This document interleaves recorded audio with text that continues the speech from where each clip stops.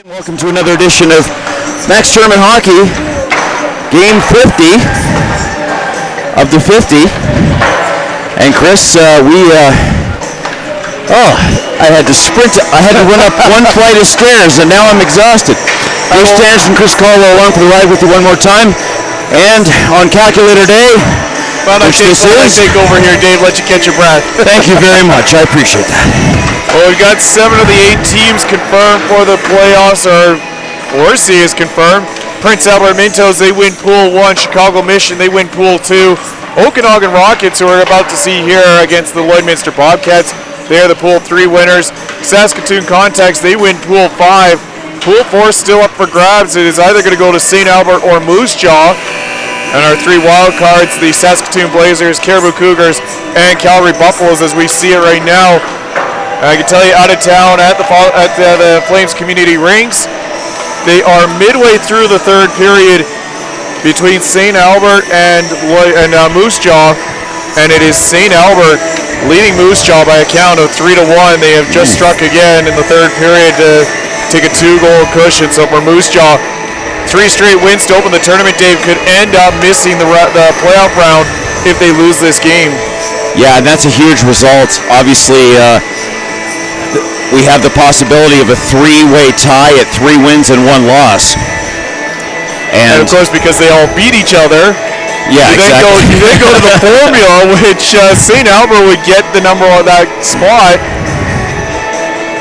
And then actually, after that tie break, Dave, does not the next tie break, do they go back again to head-to-head? We'll get the book out here. We've got the complete and total rule book, as you would expect to see, that will break down all 60 minutes of this game, as well as the possibilities of tiebreakers and wildcard opponents.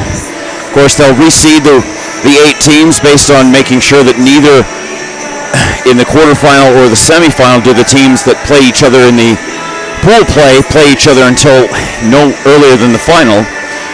So the Okanagan Rockets, who will be in the championship round, will not see any of their pool opponents until the final at the Saddledome on January the 1st. Teague Patton leading his team with a goal and 3 assists. Zach Funk, 4 goals and 1 assist in this event. Okanagan in white going left to right. Lloydminster Bobcats going in black, right to left. Okanagan would love to sweep this pool and go 4-0, be only one of 2 teams that has accomplished that task. As Chris mentioned, St. Albert leading Moose Jaw 3 goals to 1 at this point, so that would spoil Moose Jaw's attempt at a clean sweep. So that's what we're here for today, is to see if the Okanagan Rockets can go 3-0-1 or 4-0, or if the Lloydminster Bobcats can have a very positive ending to their season as they'll head back up number 2. Going through it, and will draw the penalty. Look like number 8 for Lloyd, that's Isaac Waters. He had about a 10-foot window to make something happen, and he drew the tripping penalty, sort of the second best result. Yeah, you can't argue with that if you're unable to put the puck in the back of the net there, Dave. You get tripped up on what was a partial breakaway for Lloydminster, and drawing the penalty is the next best thing. Lloydminster power play in the tournament, 1 for 19, 5.26% is tied for 23rd. The Okanagan penalty kill, they're one of the 100% guys, 13 of 13 on the PK. Tied for first place is the Okanagan Rockets. I think we're actually down to just 3 teams now, Dave, that are still perfect in the on the penalty kill. Madison Leslie will go cross ice. He's working with Braden Cook, number 4, and both of them will watch it go in between them. Correct myself, down to 2 teams undefeated, 2 teams that are perfect on the penalty kill. Wow. Calgary Buffaloes gave up a power play goal earlier in their last game, just haven't updated that stat. Akbar's Academy, well, they're not going to make the playoff round, Dave, but they're going to finish tied for first in the penalty kill, and maybe even first, as Okanagan gives up a power play goal at any point. Then Akbar's Academy will have the best penalty kill of the Max tournament. Lloydminster trying to break through. Jagger Furcus. Minute 17 remaining on the power play. Opportunity for the team in black going right to left on your video screen. We're Thankful you're with us here for the last of our triple header on Calculator Day, the end of the round robin tournament where we will determine the final 8 teams. Well, we'll know in about probably 20 minutes, and worst case, about who the 8 teams are, and then it'll be up to the tournament committee, similar to the NCAA basketball March Madness committee, who will decide who will play who in the first quarterfinals at 9 a.m. I'll be at Bauer. Chris will be here with you for those 9 o'clock quarterfinals and 12 o'clock quarterfinals, and then Chris and I will be here for 3 and 6 o'clock semifinals on New Year's Eve, right before the switch of the year and the switch of the decade as we say goodbye to the 2010s. And Dave, of course, those times are subject to change depending on overtime. Of course. For the first time of the tournament, we'll actually have the potential to see overtime games. We've seen quite a few ties this week, Chris, and that adds to the chaos of Calculator Day because we play 60 minutes. We do not play overtime or shootouts or bonus points, none of that stuff, none of the international 3-2-1 system or anything like that. It's 60 minutes, 2 points per game, winner, loser, drawer. Credit to the committee for this week, Dave, showing how even the teams are in all 5 pools with the number of draws that we've had this week to this point. So all the credit in the world to the committee. They did a fantastic job sorting these 5 pools once again. Once again, St. Albert leading Moose Jaw by 2 goals. What a heavy influence Saskatchewan has been on this tournament, and certainly will be on the quarterfinals. A double crunch as Wilkinson goes down.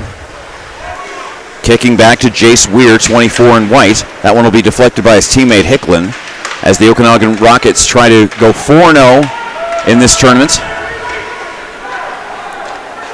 Spinning around as the penalty has been killed off successfully, and 3 minutes are gone as Cook goes behind his own net, behind the starting goaltender Tristan Martin, number 31, for the Lloydminster Bobcats. 0-2 on the tournament, 3.00 goals against average, .875 save percentage, and the Okanagan starting goaltender this afternoon is Bailey Monteith, and Monteith 1-0. Had the shutout in the game that we saw. Nelson misses, and then Hicklin was there on the back end. No luck for either one of them. Great follow-up by Brendan Nelson. That was on December the 28th against Swift Current, a 3-0 win for the Okanagan Rockets. Lloydminster lost tie has been their MO this week. 3-on-2 going right to left. Cabana on the left wing. They'll shoot instead. 2 tries. Great pad save. Well done by Monteith off of Chase Renton's second opportunity. Monteith with an amazing couple of stops there. That second one, stretching that right pad out as far as he could. Got a piece of it. Defenseman comes over, takes the puck off his pad, takes the puck away, cleared down the ice. Shots now 4-1 in favor of Lloydminster. And Dave, we talked about this a little bit in the last game with the Calgary Buffaloes of, you know what, going to the playoffs anyways, just play the game not to get hurt. I think Okanagan might be in this similar situation. Saw that last night here at Max Bell at the Ken Bracco Arena with the Chicago Mission and Calgary Flames, as the Flames dominated the Chicago Mission but fell 4-3. Spinning all the way around, that one too much for Joel Webb, 16 in black. Trying to go on the near side. The Okanagan Rockets trying to get on the happy side of center ice.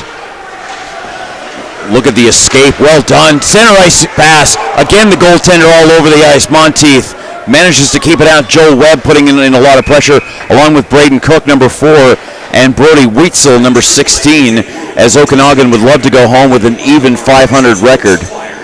Once we talked about the Rockets, 6-2 over Okotoks, 3-0 over the Swift Current Legionnaires, and 3-1 over the Fort Saskatchewan club. Trying to get a clean sweep of the pool, but as we've mentioned on previous broadcasts, Chris, that doesn't mean a whole lot because we've seen tournaments where multiple teams have had 4-0 records and multiple teams have all lost in those quarterfinals. Weir's going to hold it in at the line along with Jugnoth. We've seen these Okanagan Rockets earlier in the tournament. They were very, very impressive in that matchup against Fort Saskatchewan. Right now, Dave, it's looking like there's just going to be the one, potentially 2 teams to go to 4-0, and that's Chicago Mission are 4-0. The Okanagan Rockets, the other potential team to go to 4-0, is Still, the last update we have is St. Albert up 3-1 on the 3-0 Moose Jaw Warriors, and a loss there would have a three-way tie at 3-1. St. Albert would win the pool as the three teams all beat each other. So Cam Hecklin with the steal, trying to go on the outside, trying to flip to his forehand. No luck for him as he's mucked out behind the Circle K banner behind the net. Cook will chase along with Masden Leslie, number 7 in black, and they will clear the zone, and 3 men from Lloydminster will make a line change. The black jerseys with the orange shoulders and orange and white horizontal striping. Okanagan Rockets, their HHL team up in Lloydminster, the Bobcats. And of course the Rockets almost identical to their brothers in the Western Hockey League. That's a nice arena in Kelowna, if you've ever been there. It is. Correct me if I'm wrong. They're hosting the Memorial Cup this year, are they not? I believe they are. Or yeah. 2020, I guess. They're not this year, but this hockey season. Well, it's certainly the WHL's turn. There's no question about that. That one deflecting off Swanson's skate, and it'll roll to the outside. Masden Leslie, number 7. He'll take a crunch from Riley Sharoon, and it'll be sent back in. Cook. No score, 6 minutes into the matchup. That one batted down by Blocha, Tyler Blocha, sending it all the way through. Jackson D'Souza to chase, and he'll send it near side. Too much for Sharoon, but he'll chase his own play along with Trevelyan. But Lloydminster comes up with it. Trying to cut that one off was Boyarski, but Lloydminster is going to absorb a big hit. Jagger Furcus, shoulder to shoulder, but he stays upright. Patterson, he wants to split the difference, and he will. Forehand, backhand, no luck for him. Ran out of real estate. And Kelowna will have to reset at the red line. Shot 6-1 for the Bobcats, as Chris mentioned. Patterson involved with Chase Renton on the near side. Kovacevic can't steal the puck from behind. It'll be into his own goaltender, Bailey Monteith. Monteith to the near side, teammate. 3-on-2, more like 3-on-3. Great job by Cabana to get that back and disrupt the center on that play. 16 is Brody Witzel. Let's try Quinn Patterson. Patterson again, 16 versus 16, dealing with Witzel, and that one right into the breadbasket. Nice shot by Tyson Jugnoth from distance, and a clear path for the goalkeeper. We would like to take this time to acknowledge our gold sponsors, PepsiCo, Coca-Cola, McSweeney's, Dentine, and Oreo Bars. Their support of the Max is greatly appreciated. 4:15 to go, Dave, in the Flames Community Rinks. St. Albert still that 3-1 lead on Moose Jaw. 4:15 remaining? 4:15 remaining. Lloydminster Bobcats were the finalists of this tournament in 2015, getting to appear at the Scotiabank Saddledome on January 1, 2016, losing to the Calgary Flames, the Midget Flames. The Big Flames not having a lot of luck at the Saddledome in the last 24 hours. We'll see how they can do against the Blackhawks tomorrow night. Trying to cross through, split the difference. Funk, they fed him because both defenders were focused on Jugnoth, but Funk misses quite to the right. Dave, we were talking about things that Akbar's Academy could do with a couple of days off before they fly back to Russia on, I believe, January the 2nd. Well, there's something they can do. They can all head out to the Flames game tomorrow night against the Blackhawks. Well, if the Chicago Mission win their 3 o'clock semifinal, we might see them cheering on their fellow Chicagoans from the Blackhawks. Queering is going to chase for it. Nice backhanded pass. Great observation. Funk hits the outside of the net, however. Queering again on the outside. That slow roller gets cut off by Braden Cook. Probably the best Bobcat I've seen on the ice so far in the first 8.5 minutes. Oster gets that one stripped away, and again it's a 3-on-2 in the other direction. Patton, once again looking for that midpoint of the far post, Chris, and Tristan Martin is there. Well, Patton kind of telegraphed that shot as Tristan Martin wasn't quite sure where Patton was going to go initially. Then Patton kind of wound up, and Martin slid across before Patton had the shot, and actually almost overslid that shot as it ended up underneath his glove arm rather than right in his midsection. Okotoks Beaumark Oilers complete their tournament 2-1-1. They'll finish second in Pool 3. and have a franchise best ever finish here at the Max Major Midget Hockey Tournament 2019 edition. 2 to go in the Flames community ranks, and Moose Jaw has pulled their goaltender in desperate need of needing a couple of goals to tie that game. As right now all Moose Jaw needs to do is get it tied. They'll play playoff bound. Well, we've seen game-changing goals with 5 seconds remaining, so... Correction, sorry, it's 3-2. Oh boy. Missed that update there. It is 3-2. Moose Jaw is on the board, trailing 3-2 to the Raiders. Now have pulled their goaltender. Still a minute 52 to go in the game, but trailing by 1, and so only needing 1 goal to the Warriors. Where would we be without Twitter? I appreciate the 24 teams that brought Twitter people with them this week and have been updating regularly. We really do appreciate it up here in the broadcast booth, as well as the tournament committee and our Max Tournament Twitter man, Cole, who's been working hard. Talk about the hard work. That's in the net. Cabana takes advantage of the turnover in his favor. His teammate, unfortunately, Chase Renton got blown down from behind, but for the greater good because Cabana has Lloyd on the board. 9:32, the time of that goal, and good job by Lloydminster. Take advantage of a turnover by the Okanagan Rockets, and for the first time in this tournament, Monteith sees the red light come on behind him, but Monteith has been absolutely peppered in this first period. Shots 7-3 in favor of Lloydminster, but Dave, of those 7 shots, probably have 4 or 5 of them in high-quality scoring chances. I would agree with that for sure. Referee trying to confirm about something. And Lloydminster wants to continue the momentum. They'll win that neutral zone face-off. However, Cam Mosier is going to go all the way around and then drop it off in the other direction. Nice redirection by Mosier. Okay, let's get the details on that goal. Lloydminster Bobcats' first goal, scored by number 10, Caden Cabana. Assist on the goal goes to number 9, Jagger Furcus, and number 22, Chase Renton. Witzel takes down Sharoon. That gives him Shea Dugan a chance to go on the wide side. Elliott's staring him down. The drop-off by Dugan goes to no one in particular, and it's a mad sprint for the next possession. Absolute possession goes to Krivoshin, number 7 in white. A mild 3-on-3. They'll look for the deflection, but instead it'll jump over the glass and onto the netting and out of play. Cabana with his first goal of the tournament. The assists on that one going to Jagger Furcus, who has his second assist, 8th point as well. Chase Renton with his 3rd assist and 4th point of the tournament for Lloydminster. Last time a BC team won this tournament was the Caribou Cougars in 2014, and we'll see about the math, and if the Caribou Cougars will get a chance to try to get their second title in 6 years. We'll be able to confirm pretty much everything as soon as the clock runs out at Centennial Gold. And there's a steal. Jugnoth had that one stripped away. Well done at the last second by Cook.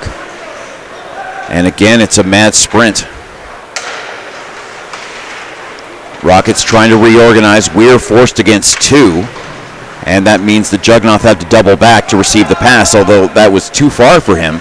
And Lloydminster takes away possession here, Chris. They're doing the small things right. That's a giveaway.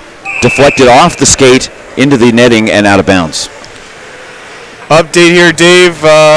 Moose Jaw Warriors, they are playoff bound. Coming back, they've tied it up 3-3. Oh, no way. Seconds left. So St. Albert's, the defending Max champions, will not get a chance to defend their title in the playoff round. Wow.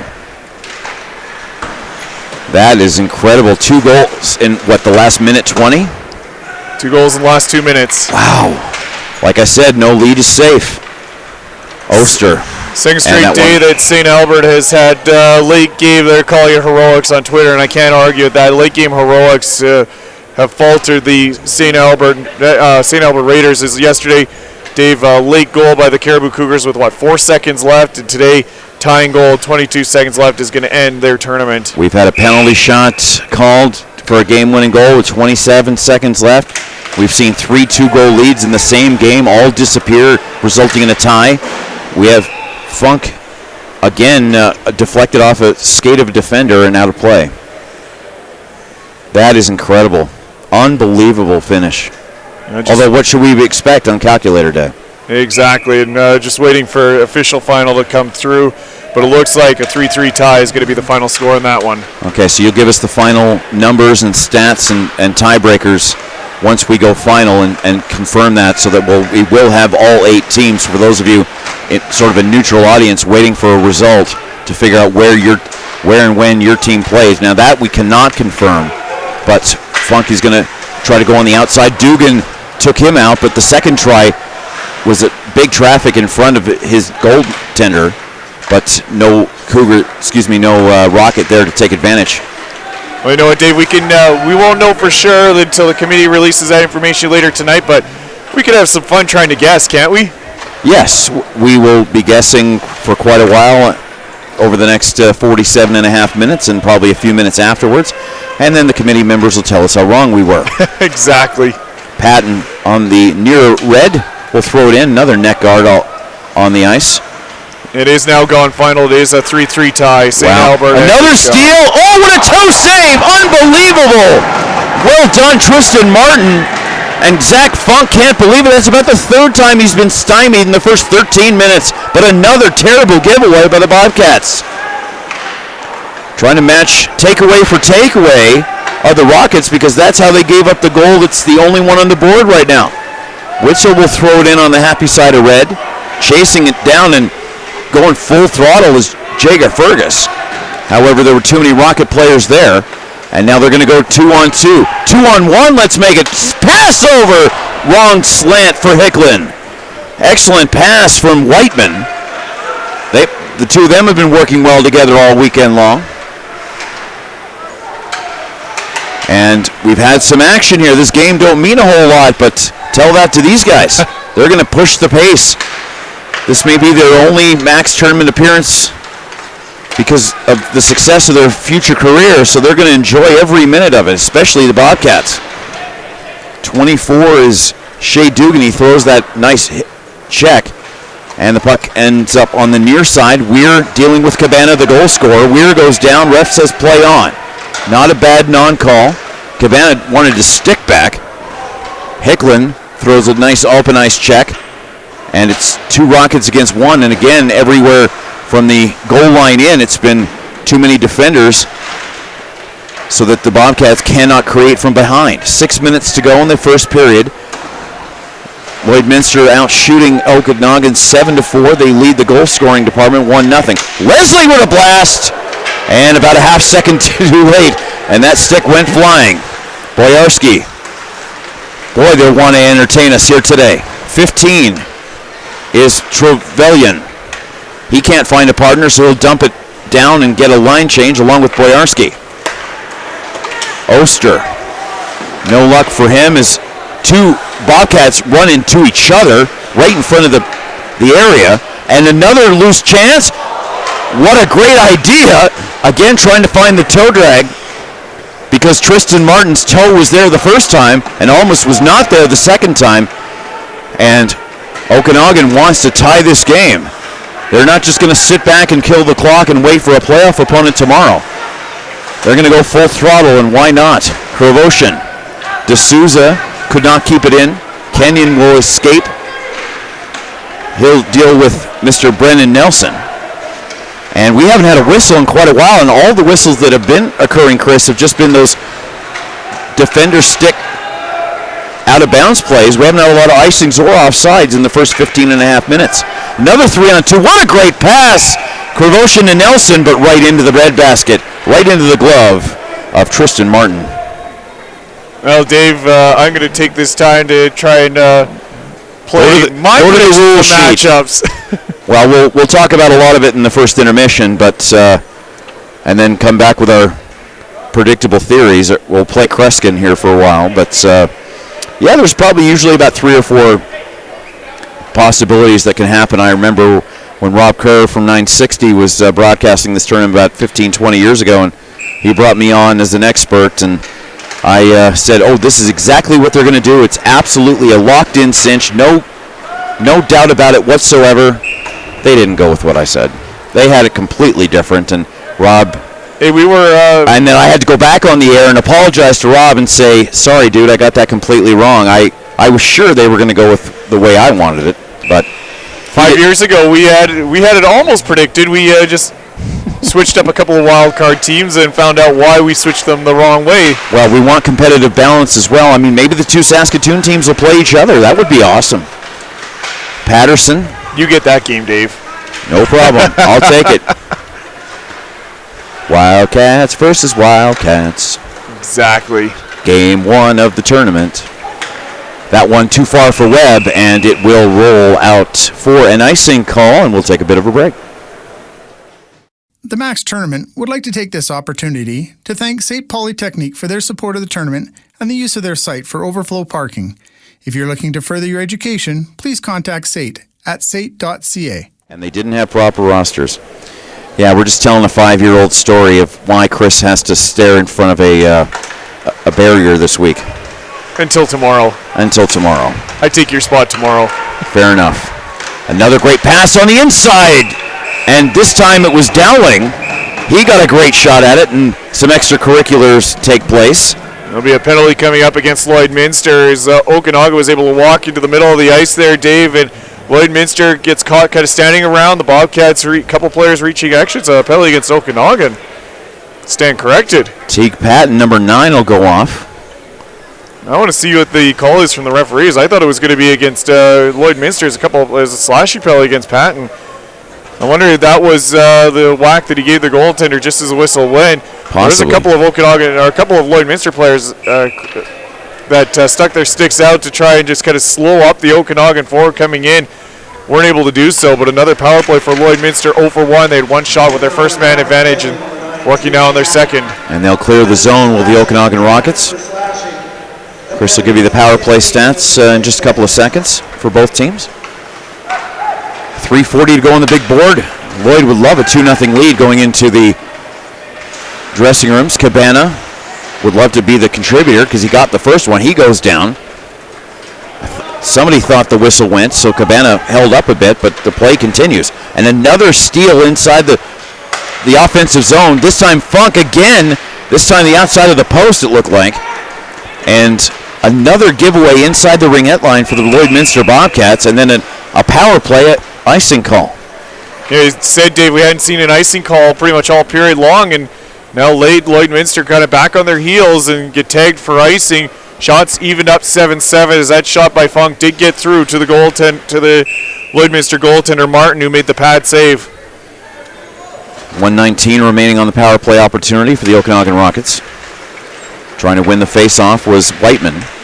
And dangerously, but necessarily, Austin Klein had to go all the way around in front of his net to then double back. Swanson, that one blocked in front, cleared away. That was Jackson D'Souza, 23. However, it'll be kept in only for the moment. Ben Kravoshin, we've seen him with a couple of fancy passes. Just trying to kill some clock right now, down to 52 seconds on the power play advantage for the Lloydminster Bobcats in the black with the orange. Okay. We'll have a out-of-town scoring update for you from our official who's got the PA microphone. Another quick snap.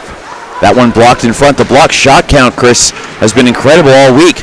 I mean, really, realistically, until the NHL started keeping track of it about 10 years ago, you didn't see a lot of block shots in minor hockey, especially in the regular season. I mean, obviously, people would do whatever it took in the playoff round, but now almost 2/3 of anything directed at the net is blocked. Trying to go the long way around, and he'll go all the way around as Tyler Blotcha, and then drop it off in between the defenders. No shots on the power play there for Lloydminster on that first man advantage for them, so Okanagan, a couple of shorthanded chances, right back to full strength now with the puck again. Center and pass again, that one too much for Funk. Weir takes the hit, and it'll be Patton behind the offensive net. Looking for an outside connection, going to the backhand. We'll drop it off to Funk, who's on his off wing. He'll throw it in front, kept in at the blue line. Quick shot by Weir, took a crazy bounce, but went wide of the net. 1:26 to go on the big board. D'Souza waiting for it, but they'll go to the opposite side. Weir, along with Queering. Queering goes for the hit instead and decides that Oster can be dealt with one-on-one by D'Souza. And D'Souza does the job Queering asked him to do. Mills can't handle it. It'll be a 3-on-1. Okanagan Rockets going around the sweep, and it's in the net. Zach Funk to steal Queering. A great execution of the 3-on-1, Chris. They go the defender around the defender, throw it in front from behind the goal line, and steal Queering gets the finish. And finally, Okanagan, that's their fourth odd man rush they've had in this opening period, finally get rewarded. Find the back of the net, steal Queering, able to finish it off on that 3-on-1. You've talked all week, Chris, about teams waiting for their chances and waiting for the mistakes from the opponents. And unfortunately, Lloydminster's mistakes have finally caught up to them on the scoreboard, but not for lack of trying for the Rockets, who've been able to create several takeaways. Hicklin. Great steal, Queering. Assist on the goal goes to number 20, Zach Funk. Queering from Funk. Time of that goal, 19 minutes, 1 second. First of the tournament for Queering, his third point as well. And for Funk, his second assist and sixth point of the tournament. 4 goals in the first 3 games. We're going to take what they're going to give us, and the Rockets take the goal and tie the score. So the tale of two halves of this period right now, because Lloyd had the first half and Okanagan certainly had the second half. Wilkinson spins around. Him and Whiteman, neither of them go down. And they're going to go to Sharoon on the far side with 8 seconds to go, looking for Hicklin on a reverse slant. No luck for him, and that should and will complete the opening period of play. Shots 8-7 Okanagan, goals 1-1 in a very entertaining first period. And it was for a game that doesn't really mean anything for Lloydminster. Play for pride for Okanagan. They're already playoff bound. They know that they're going to be playing tomorrow, at least one game, and they're hoping for 2 tomorrow. We'll take a break, give you more of our crazy predictions, and be back with more information for you, including the next 40 minutes of hockey action as we conclude the round-robin portion of the 2019 Max Midget Hockey Tournament, as always presented by Circle K Convenience Stores. The Max Major Midget Hockey Tournament would like to thank our two-way communication sponsor, WestCan Wireless, Canada's premier supplier of advanced integrated radio communication solutions and services.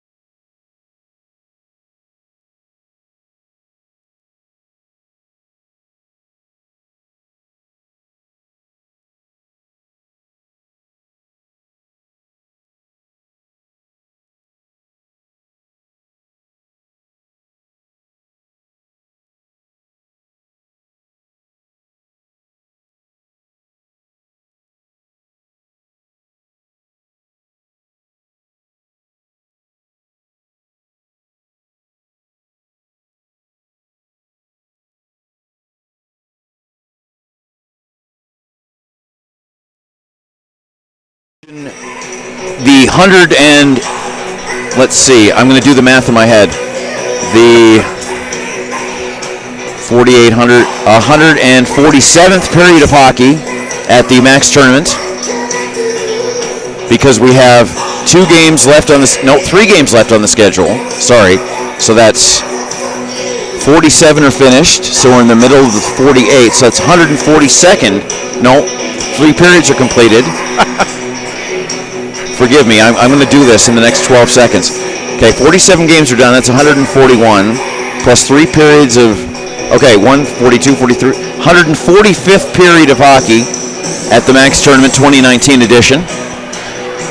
Well, Dave, before we start this second period, let's our predictions of the 8 teams, as we now know who they are. And we've called 143 of them, it feels like.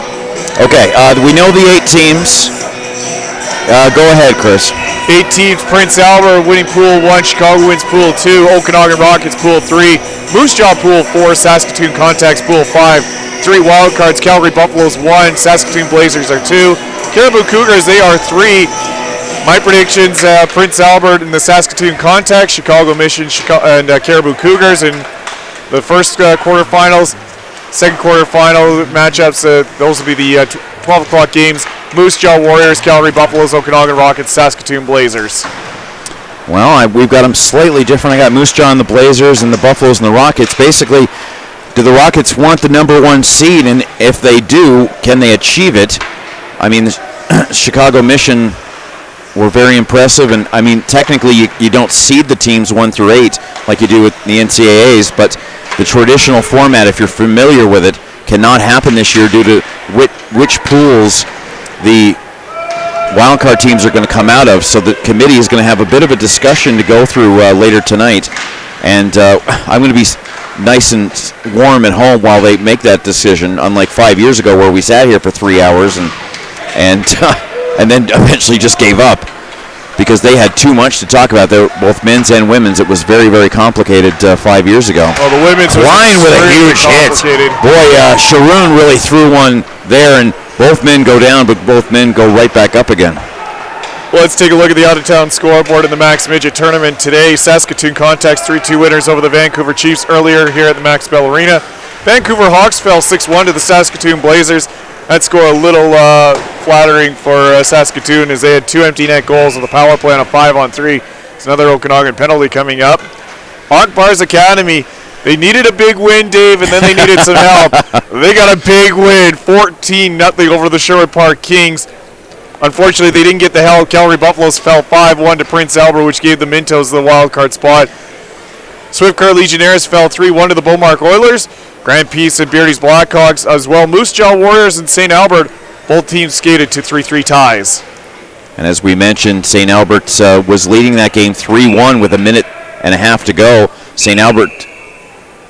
Moose Jaw finds 2 goals in that last 90 seconds to spoil the party. 2 minutes and 30 seconds left. 2:30, not 1:30. Yep.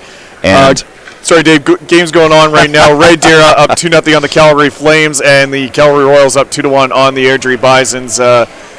Unfortunately, Dave, these 2:30 games not meaning anything other than a lot of pride for these teams. Golowski with the penalty. Interference, which has been a very popular call this week. 1:31 into the period. Going to chase it is Jackson D'Souza. He'll be joined by Cam Mojer, who throws it behind his own net and right to a Lloydminster skater. The defender has to come up with a big play along with Bailey Monteith because it went off his skate and then deflected in the other direction. But yeah, I don't know what Mojer was thinking there with the throw around behind his own net. Lloydminster 0 for 2 on the power play today, Dave. 1 shot on goal. Their first two power plays.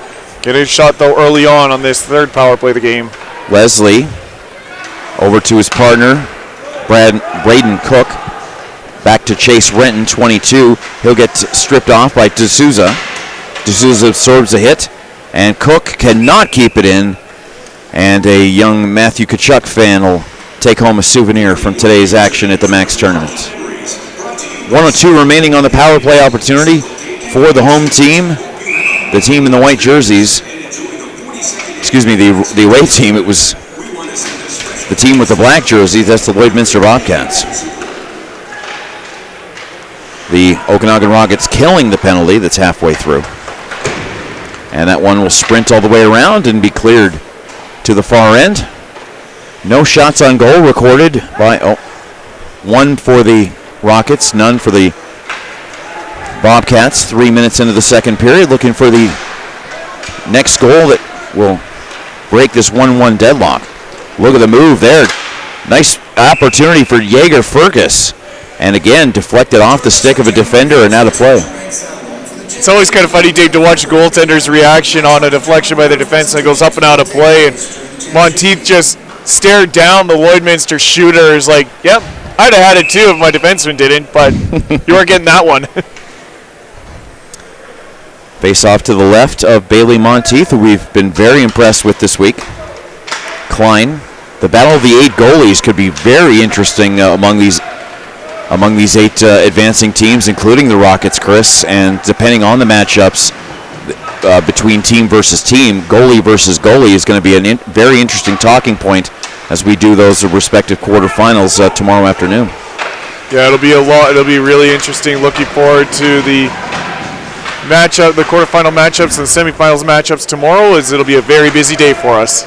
Cole Comerford gets knocked away from the puck, and then it goes behind their own net. Another strip, and it's a defensive zone breakout for Moger.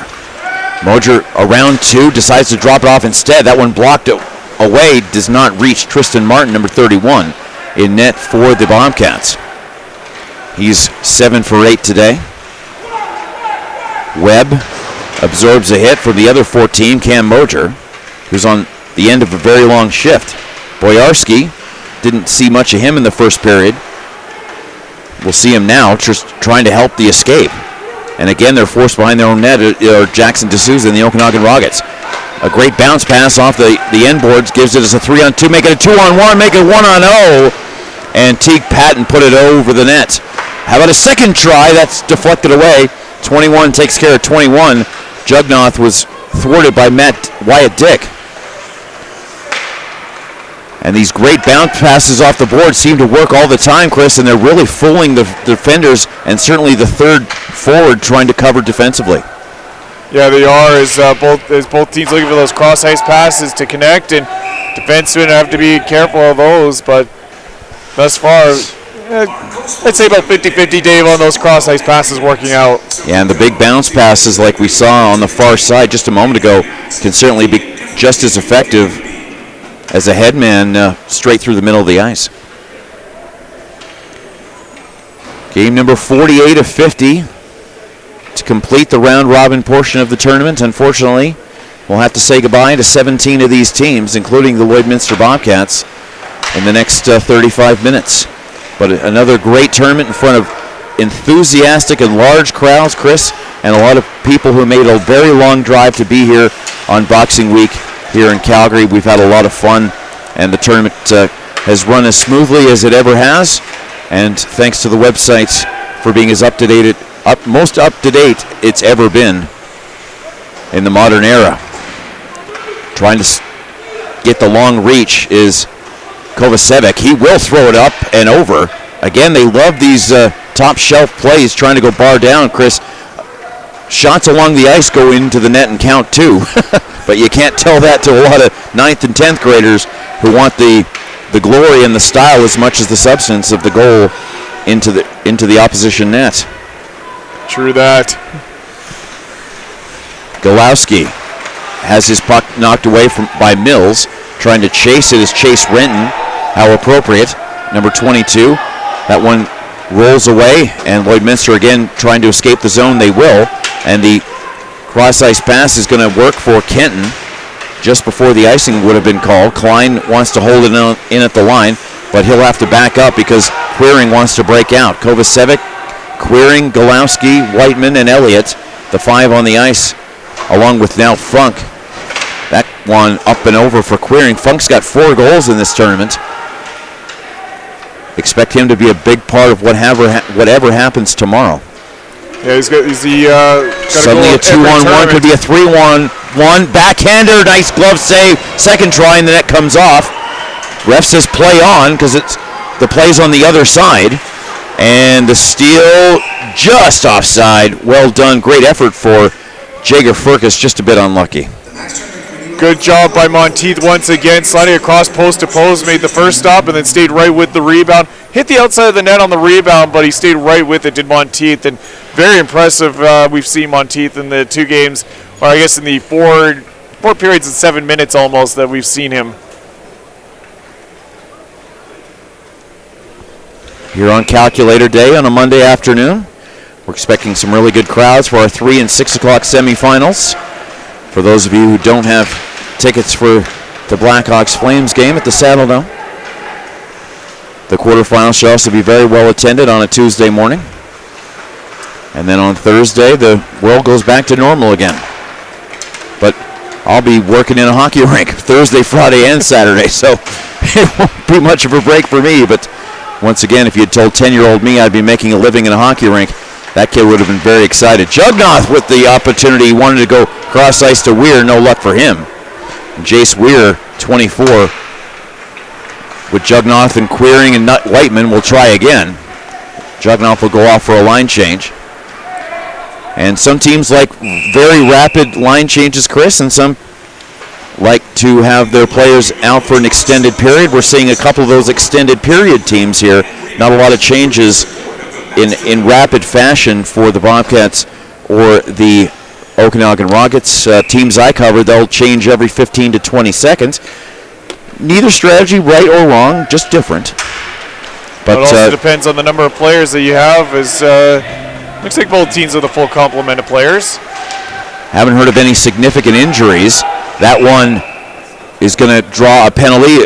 Another infiltration into the slot area, this time by Ben Kravoshin, number 7. He's been pretty active today. And Kravoshin's efforts will result in a power play for his teammates. First power play of the game for the Okanagan Rockets, 1 for 10 in the tournament. 10% has them 17th in the tournament on power play percentage. Lloydminster, 8 of 11 on the penalty kill, 72.73%. That is 22nd in the max tournament standings. 1 for 10 is not going to work in the quarterfinals. See if they work on some fundamental power play practices over the next 120 seconds. Mojer on the near side at the ringette line, going to the far baseline to the wing.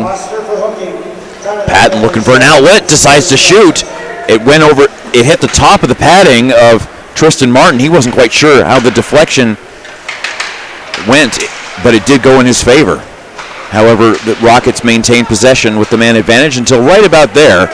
And it could be a 2-on-2 here. Blotcha will switch with Kenyon, and Kenyon just a tenth of a second too early. Blotcha knew right away, Dave, as you can see, got to the blue line, made the move. He thought he was across line. When he realized he wasn't, then made the move back across. Knew his teammate was going to be offside as he was driving to the net, and that was exactly what he wanted to have happen. Just he thought that Blotcha thought that he was across the blue line first.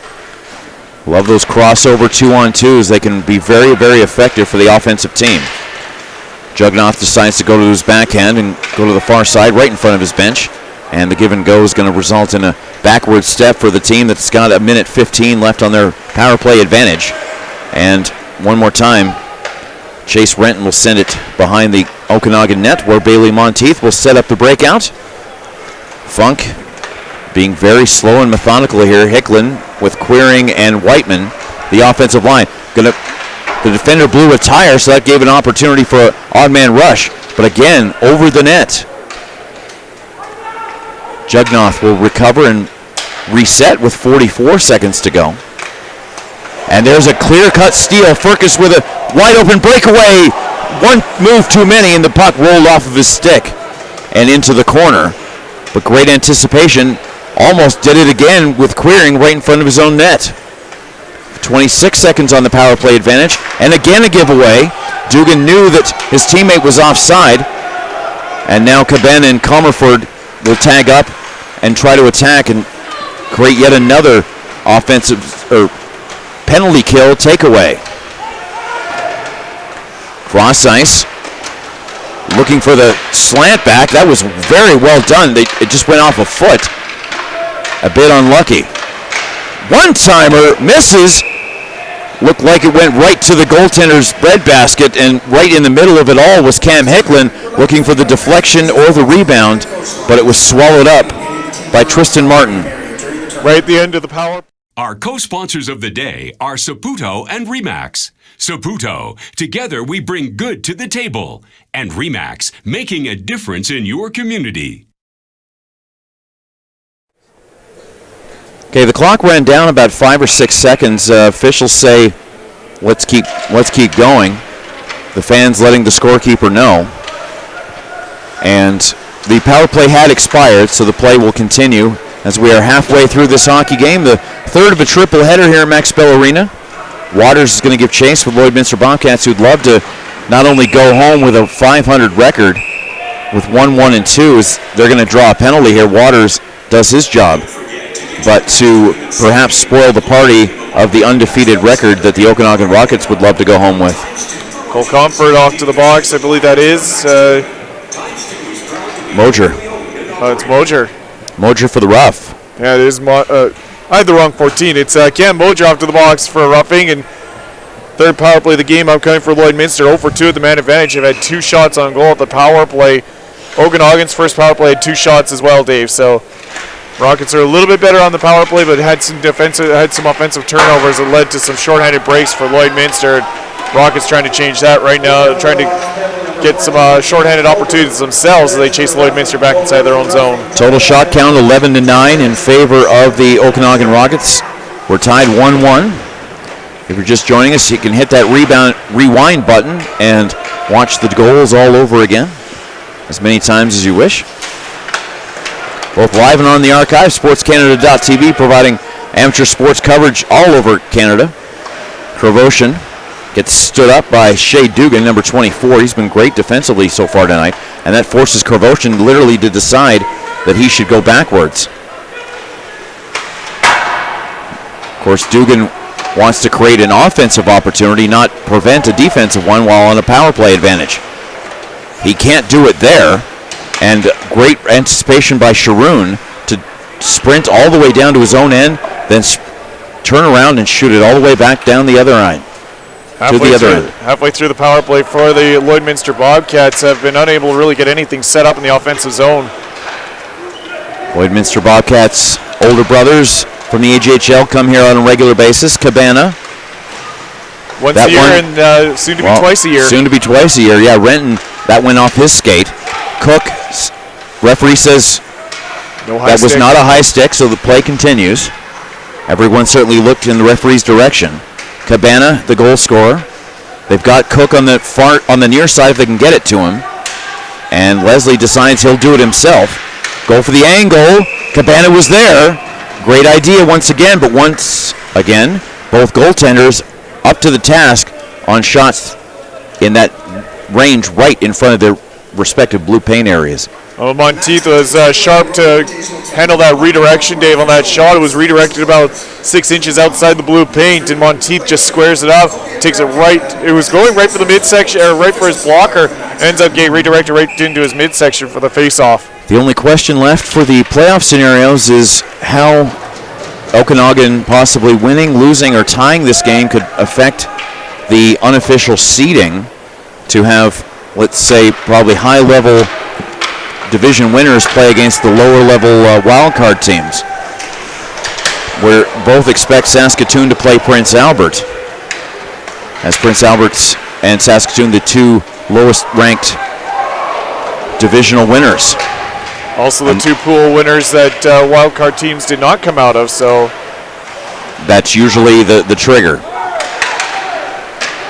because they have to make sure that the 3 wildcard teams, as Golowski got that opportunity on the 5-on-5, the 3 wildcard winners and the 3 pool winners that they played against are on opposite sides of the bracket, because they can play. Driving Force is the official vehicle supplier to the MAX tournament. For your car or truck rental or leasing needs, call Driving Force Rentals, Sales, and Leasing, or visit them online at drivingforce.ca. Without wildcard winners. And a nice little catch. Nelson and Commerstone in the way of Tristan Martin, but no problem for him. 13 saves for Tristan Martin so far, 9 the other end of the ice for Monteith, but Monteith has probably had the more dangerous of the chances going his way. There will be the Father Bauer bracket at 9 and 12, which I'll do. And then we'll have the Max Bell Arena 9 and 12 bracket, which Chris will be here with you for. And then we'll do both semifinals and then the championship game at the Scotiabank Scattle on January the 1st in about 48 hours' time. Nelson trying to work his way around 19. That was Austin Klein. And Webb will help the escape. And again, love those bounce passes off the near side boards. 6:43 remaining in a tied game. No goals in the second period to this point. Shots 14-10 for the Rockets. Nelson wants to make it 15, but he gets stripped away as he tried to go outside-inside. But nothing doing, says Ryan Wilkinson. Near side to Waters. He'll put it all the way around. Monteith can't handle it, and he'll chase after his own dump and then throw a nice open ice hit. Brennan Nelson gets it out despite two opponents, which leads to a 2-on-2 the other way. Again, outside-inside. Right hugging the post was Tristan Martin, and unfortunately that did not work for Tyson Jugnoth, the defender, who quickly zooms right back to his normal defensive position and now goes for a line change. You got to love those defenders that can be in one area of the arena and then immediately to the other within a split second. When they can pinch like that and be successful but still keep their defensive duties active, you might as well activate them whenever you can. And the rotation by the forwards as well, Dave, to come back and help out the defensemen and heads-up plays. All of a sudden, it used to be, if you were a forward, you just went and if you're a defenseman, your job was opponent's blue line to the bottom of your face-off, or to the bottom of the goal line in your end. Now it's you could go anywhere on the ice as a defenseman, as a forward.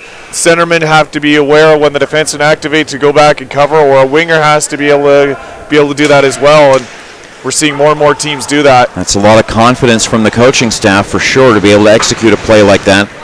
But obviously, work in practice results in opportunity in the games. Funk, that one goes off his skate, and he'll watch it go up and away. The defender threw it out, but the referee does not say that it was intentional, so there will not be a delay of game penalty in that situation.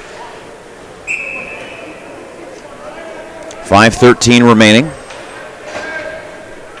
An entertaining hockey game. As I said, Okanagan was something to play for.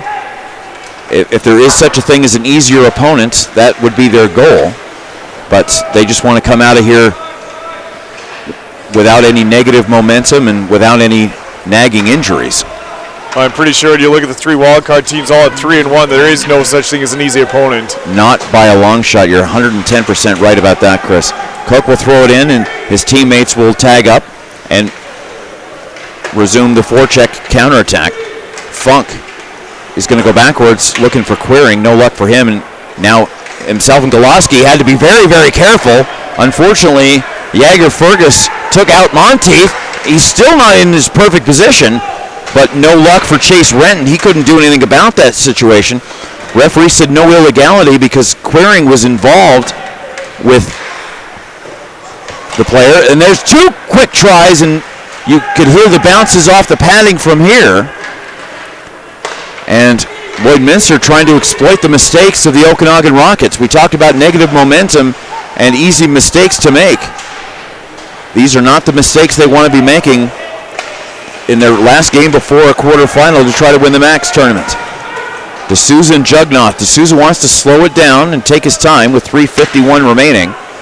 Comerford wants the next takeaway. And I think, Chris, we may have seen more defensive zone takeaways by offensive teams in this game more than maybe any other we've seen so far this week. I'd agree. And on that last chance for Lloydminster at the empty net, sometimes the eyes just get a little too wide. You get kind of rushed a little bit. Bobcats had about 2 or 3 opportunities to get shots off with the Okanagan goaltender out of the crease and trying to scramble back. Yeah, Jugnoth blows a tire. Witzel wants to make him pay for it, but that one gets blocked in front. Yeah, that's why NBA players miss layups sometimes. It's exactly that same scenario that you're talking about. What a great save. Rebound score! Monteith got spun around, and Lloyd has got the second goal of the day. Alberta leading BC.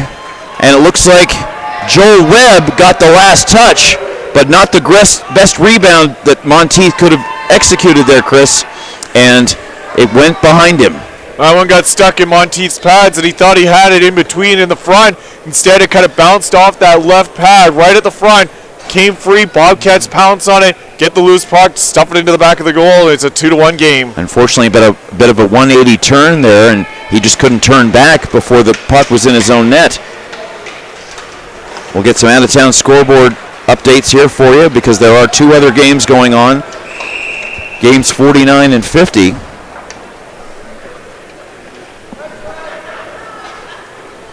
Just waiting on the word of the goal, and we're going to get it now. Lloydminster Inland Steel Bobcats, second goal, scored by number 17, Joel Webb. Assist on the goal goes to number 6, Ryan Wilkinson. Webb from Wilkinson, time of that goal, 16 minutes. 16:51. First of the tournament for Webb as Wilkinson gets his second assist and second point of the tournament as well. Great job from Wilkinson to create that situation that Webb was able to finish off and get the final tip. But yeah, just a bit of bad luck for Bailey Monteith. Okanagan trailed 2-1. They'd love to, worst case scenario, at least say that they swept their round robin pool. But they're 22 and a half minutes away from that not occurring unless they find at least 2 more goals than the Bobcats get for the rest of the contest. Elliott and 23, that's Kenyon, run into each other. Look at the action right below us here, right in front of the penalty scorekeeper's area.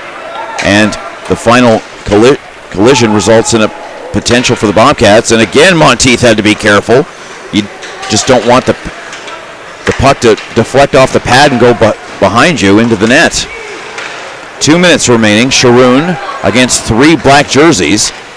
And that's up and away.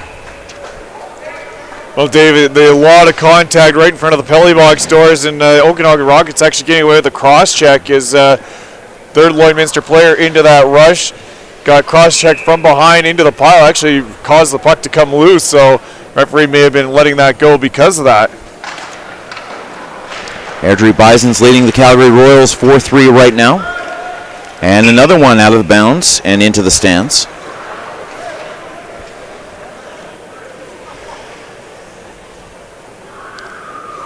Red Deer leading the Calgary Flames 3-0. And that's your complete scoreboard update of the last phase of the round robin tournament for 2019. And a couple of Red Deer and Calgary probably deserving better fates as Red Deer had their first game of the tournament. They were up 4-2 with 6 minutes left, ended up losing 5-4. Calgary Flames absolutely dominated the Chicago Mission yesterday, Dave, and ended up on the wrong side of a 4-3 score despite outshooting the Mission 45-24 in that hockey game. Linesman gets in the way. Furcus and Cabana working together. They combined on the opening goal along with Renton, and that line trying to make something happen this time, but linesman says stop play on the delayed offside. 15-14, the shots on goal in favor of the Okanagan Rockets. However, they trail by a score of 2-1. Okanagan, number 1 in the BC League, riding a big streak.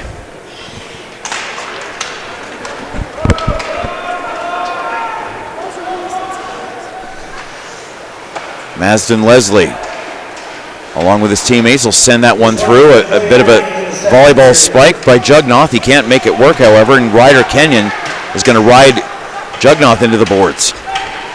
Near side, Weir, once again, just wants to break the momentum and help his forwards try to tie this game. Funk with Queering and Patton, the line right now. Trying to break through. Patton goes to the backhand to the outside. Again, trying to shimmy shake around a player, and Kenyon says no, and I'm actually going to knock you down.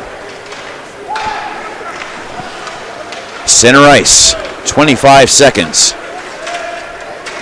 How important would it be for the Rock? Uh-oh, there you go. Goalie shoots it out of bounds, and that'll be definitely be a delay of game penalty against the Lloydminster Bobcats. Second power play of the game upcoming for Okanagan. 0 for 1 on the power play, 2 shots with their first man advantage. As you were saying, Chris, in the AJHL in a couple of seasons, once Black Falls gets their team and replaces the Calgary Mustangs, it'll be everybody plays each other 4 times. However, I don't know if the playoff seating will go to a single table or not. I don't know if you've heard It that. will, yes. Wow. It'll go to 1 to 16. So there could Or be 1 to 14. 14 with the top 2 teams getting a bye. Hopefully Okotoks doesn't play Fort McMurray in the first round.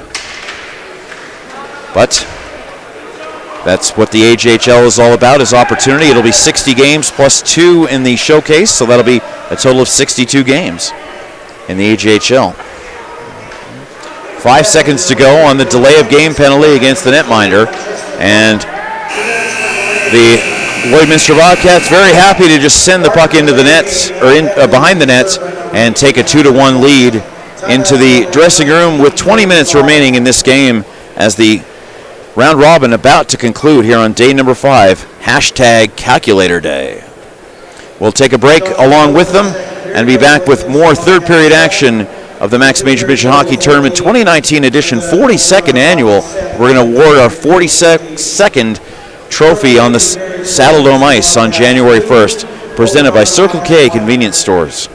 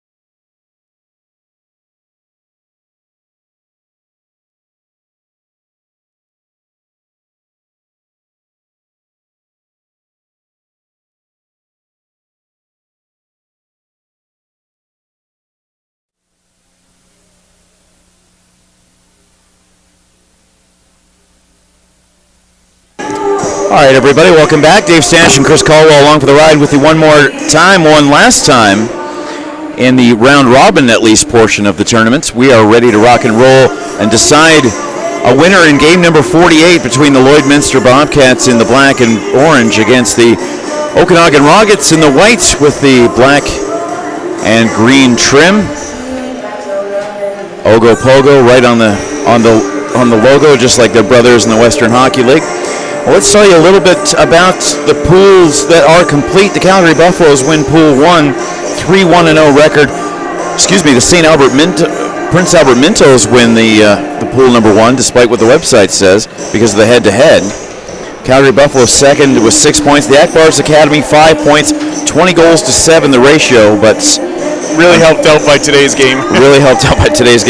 Lethbridge Hurricanes 1-2-1, and unfortunately at Sherwood Park, Ennis Kings maybe have set a record for 54 goals against and a -30. Chicago Mission, the tie-dye green guys, sweep pool number 2. Saskatoon Blazers 3-1. Vancouver Hawks 2-2. Red Deer Optimist Chiefs and the Calgary Flames in the middle of their game to decide who's going to have a win or not in pool number 2. Of course, our pool number 3, Okanagan 3-0. Okotoks Beaumark Oilers 2-1-1. Fort Saskatchewan BP Rangers 2-2. Lloydminster Inland Steel Bobcats 0-1-2, so they'd love to even their record.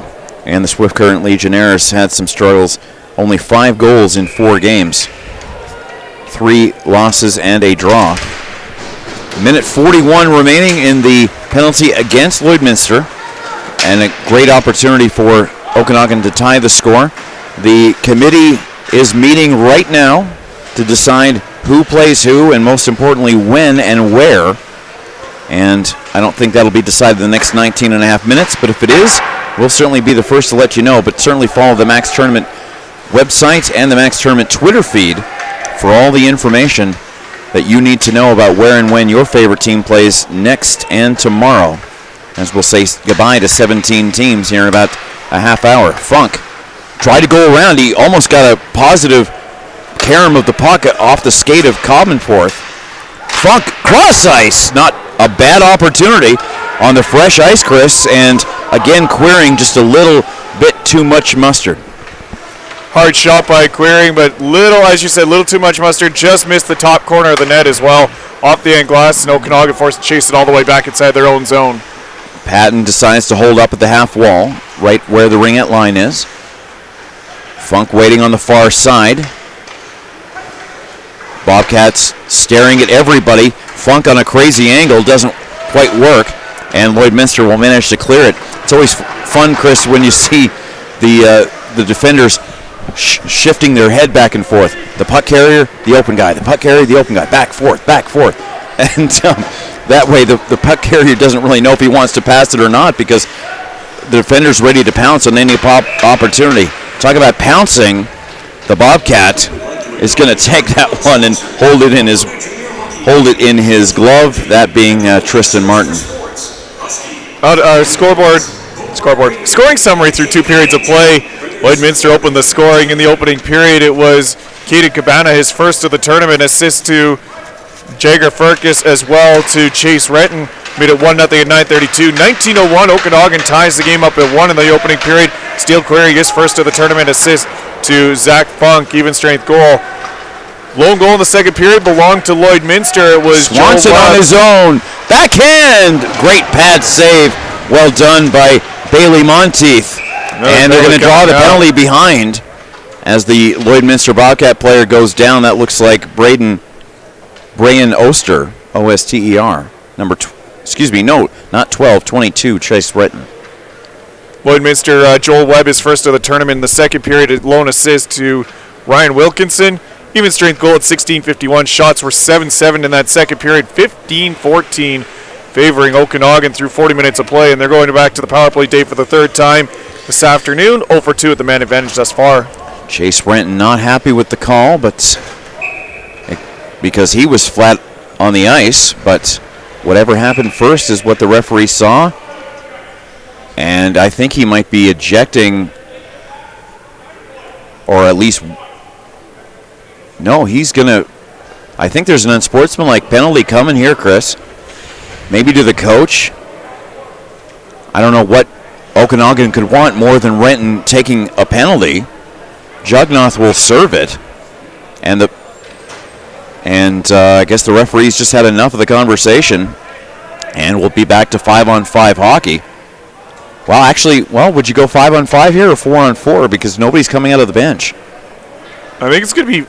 I'm because not actually sure, yeah. There was so much time separation between the two incidents. Yeah, it is going to be 5-on-5. Actually, I'm wondering if both penalties were on the same play, and the referee realized he only had one player of each from each team in there. Well, did you notice how he was kind of pointing and directing players to the box and stuff like that? Because I think he just got PO'd and was tired of all the conversation, and I guess we'll get the official word from the PA. Let's get it now. Number 22, Chase Renton, 2 minutes for boarding. To the Okanagan Rockets, a bench minor for delay of game. Delay of game? Okay, that's a interesting one. Well, I guess maybe not conversation after all, because they had nothing to complain about. But, yeah, the referee was tired of something, one way or the other. And Jugnoth gets the pleasure of getting to rest for a couple of minutes here on the near side penalty box. Weir can't make that work. Although, honestly, I wouldn't mind if it had been a 4-on-4 just because it was from two separate incidents. But, I mean... More skating room, too. Exactly. And Patton knocks Swanson's stick away, and the referee caught him. Referee is going to warn Patton, don't do that again, or you're getting 2 and/or 10. Kervoshin takes the positive face-off win for his team, and it'll roll behind the Okanagan net. Shot 16-15 in favor of the Rockets. Goals 2-1 in favor of the Lloydminster Bobcats. Inland Steel Bobcats, to be precise. Losing his stick is Ryan Wilkinson, but he's going to look at the work he does against Trevelyan. That was fantastic. And he'll acquire the puck for his teammate, who will get it across the red line.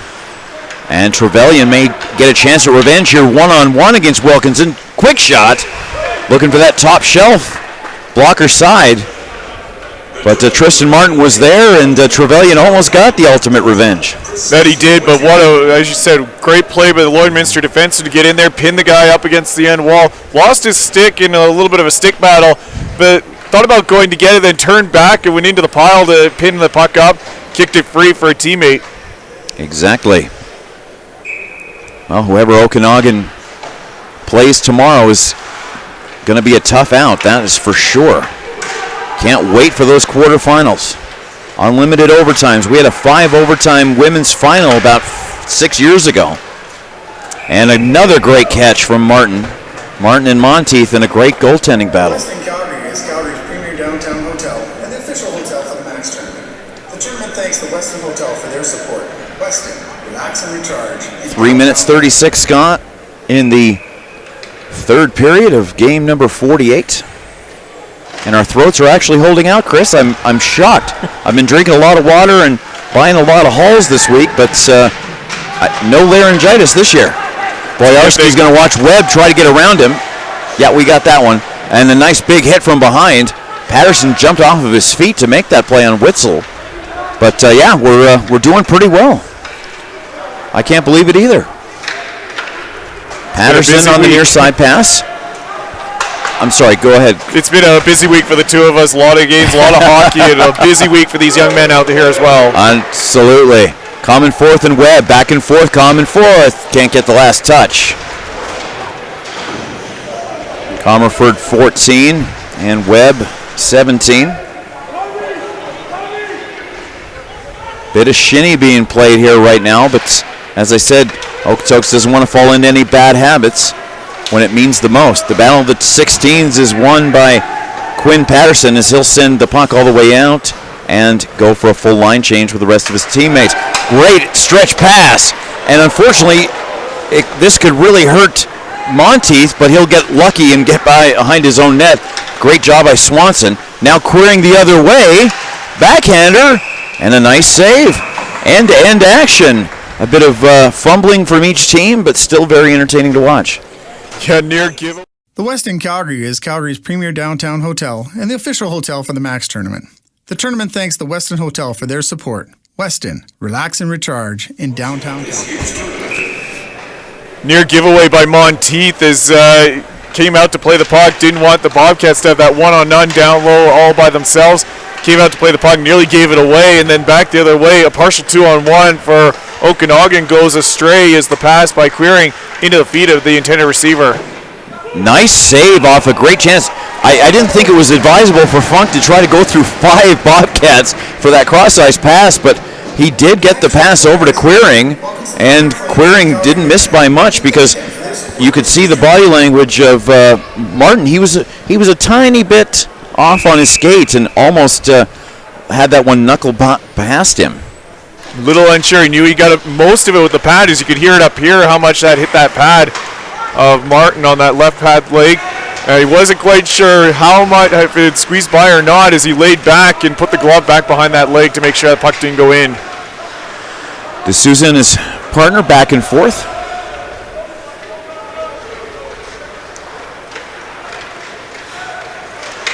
Teams kind of playing out the string right now. As I said, Lloyd would like to build some positive momentum. We've seen positive momentum from the Max lead teams to great success in their club team action later on in the winter, and another great opportunity for Tyler Blocha this time. And we've also seen massive negatives at the Max really help teams in their club action later on in the winter. Just depends on how you look at it and what you can learn from it. Referring, of course, to last year with the Calgary Buffaloes, at a disappointing Max tournament for them. Going, 1-2-1, but a huge loss in that last game of the round robin. And after that, lost no games on home ice the rest of the way. Exactly, that's right. They got beat on a very late controversial goal, and they were down and out, but really turned it around. And as you said, Chris, from December 1st to the end of April, we're undefeated at home. And another good catch for Tristan Martin. He'll hold for a face-off. Of course, they defeated Caribou in the Pacific Championship, and of course the Alberta champion will face the BC champion on the road to the TELUS Cup this year. Saskatchewan champion will face the Manitoba champion. Of course, Toronto gets a spot, Quebec gets a spot, Atlantic Canada gets a spot, and the hosts get a spot in the spring of 2020. And Hockey Canada's website will have all that information for you. Calgary North Stars, the 2003 Air Canada Cup champions, did in Sault Ste. Marie in April of 2003. Yeah, you can see the banner right below, or right just below. Just to the right of the scoreboard right now if you're looking online. You can actually see the bottom of that banner. Yeah, 2003 champions, the Calgary North Stars. This is their home arena along with the Calgary Canucks of the Alberta Junior Hockey League. And, of course, Father Bauer, home of the University of Calgary Dinos programs and the Calgary Fire AAA Midget Girls team and the Calgary Flames AAA Midget Boys team. Elliott, one shot, two shot. That rebound took a funky angle and disappeared. And Nelson with an interesting mucking out of Leslie, but ref says play on. I don't know what a legal cross-check to the back is, but I'm going to have to ask one of my referee friends one of these days so he can explain it to me. Nelson, against 2, continues to push forward and gives up the puck. Chris, I'll admit I watch a lot of adult hockey, a lot of university hockey, and in situations like that, they'll just try to drop it off or give up. But these midget kids, 1-on-2, 1-on-3, they don't care. They're going to try to drive the net, forehand, backhand, try to make a move, or at least try to have something for a teammate. And made you get away with plays like that as well as defense a little not quite caught up, so to speak, with the offensive prowess of these teams. Boyarski blocked by Ryan Wilkinson. They've had their battles tonight. 12:17 remaining. The clock starting to become the enemy of the Okanagan Rockets. Mojer and Cabana. But, of course, who remembers the teams that go 4-0 and then lose in the quarterfinals. You remember the teams that take home the trophy. And that penalty is going to be called. It'll be a slashing call against Okanagan. Fourth power play of the game upcoming for Lloydminster. They're 0 for 3 at the man advantage. Dave, I've been very impressed with the pushback here from Okanagan in this third period, and really a mean-nothing game for them. They're 3-0. They're going to the playoffs as the Pool 3 winner. So they've got really nothing to play for other than just a little bit of pride, and good pushback here in this third period. Have outshot Lloydminster now 9-3 in this third period. Slashing call against 24 White. That was Jace Weir. He's been up and down in the games we've seen so far, but expect him to make a pivotal role tomorrow. Should be a very interesting game because that one's a completely loose puck, and Monteith had to jump on it and be careful that his glove didn't get sliced by a skate from either club. And another wacky bounce, Chris, that almost led to a shorthanded goal. A power play goal for Lloydminster, and that could have been the final nail. Well, Monteith was expecting this puck to just bounce to him, but it bounced and then curled backwards, and Monteith already had the goal stick out for the poke check to steer it into the corner. And instead, that puck bounced back right to the Lloydminster forward who was racing in on the attack. And Monteith had to make the save with the pads. He was able to do so, and then a little bit of a scramble, but he stopped the second one as well. Both goalies able to adjust on the fly to interesting situations, and Lloyd's going to go on a 5-on-3. Might as well just give it away. And they don't want to. And Jugnoth touched it whether he wanted to or not. I don't know, Chris. To me, have the maximum 5-on-3 time. You're already in the zone. I agree, but on that play there, Dave, the defenseman was wide open. That was, I believe that was number 7, Madison Leslie was wide open on the left side. Puck kind of hopped on him. Tried to play the puck down low as everybody was caught up on those right corner boards, and Leslie was wide open on that left side, walked in, but the puck bounced on him at the last second, couldn't get a clean shot off. And just moving the puck around, they were able to give it away to the Okanagan Rockets in a 5-on-3 for 1 minute and 15 seconds. Porter Trevelyan for cross-checking the penalty at 8:41. Porter Trevelyan, 2 minutes for cross-checking. Mad scramble on the 5-on-3. This will give Okanagan a bit of practice, but if they don't want to be down 3-on-5 in a playoff game. Leslie, backhander, tried to find the wide open man. That was Caden Cabana looking for his second of the day, and that was smartly knocked away. Colton Boyarsky knocked that puck away. Dave came back as he was trying to break out the other way shorthanded. That one, collision behind the net. Referee again says play on. He'll fix the net reluctantly. Mr. Martin will. Doesn't even have time to make the play, and now he'll have to deal with a face-off in his own defensive zone. Yeah, net well off its moorings, and Martin just stopped the puck and took a quick look around and looked at the lines and said, you know what, we're going to come fix the net now. And another half a stick on the ice today. We've seen a few broken sticks this week.